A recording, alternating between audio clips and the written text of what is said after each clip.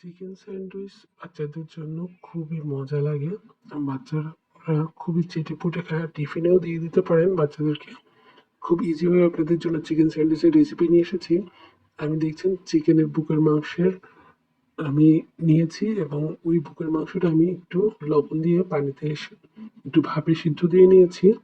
পানিটা ফেলে দিবেন না, পানিটা আপনারা চিকেন স্টোক বা চিকেন স্যুপে আপনারা ইউজ করতে পারবেন। আর দুটো কাঁটা চামচ দিয়ে আমি বুকের মাংসটা কীভাবে ছিঁড়ে নিচ্ছি আপনারা দেখছেন। এভাবে করে আমি প্রতিটা মাংস আমি এভাবে কাঁটা চামচ দিয়ে ছিঁড়ে নিব এবং একটি বাটিতে আমি ক্ষীরা, গাজর, মিউনিস আর সস দিয়ে একটা সালাদের মতো করছি, যেটা আমি চিকেনের সাথে দিব। আপনারা এইভাবে ক্ষীরা, গাজর, মেয়োনিজ আর টমেটো সস দিবেন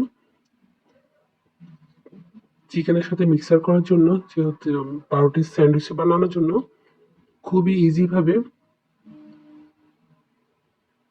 এভাবে করে নিতে পারেন। এবং পাউরুটির চারিধার আমি কেটে নিব।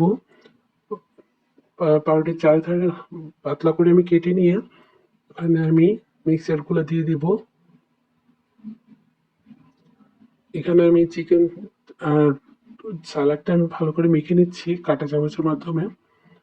বাকি যে চিকেনটা আমি উঠিয়ে রেখেছি সেটা আমি দিয়ে দিয়েছি এবং সালাডটুকু আমি দিয়ে দিয়েছি, ভালো করে মিক্সার করে নিয়েছি এবং পাউরুটির চারিধার আমি কেটে নিয়েছি।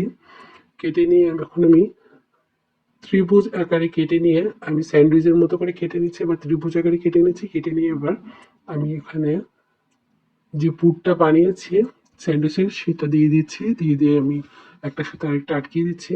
আর কয়েকটা পাউরুটি আমি চারিধার না কেটে আপনাদেরকে দেখাচ্ছি।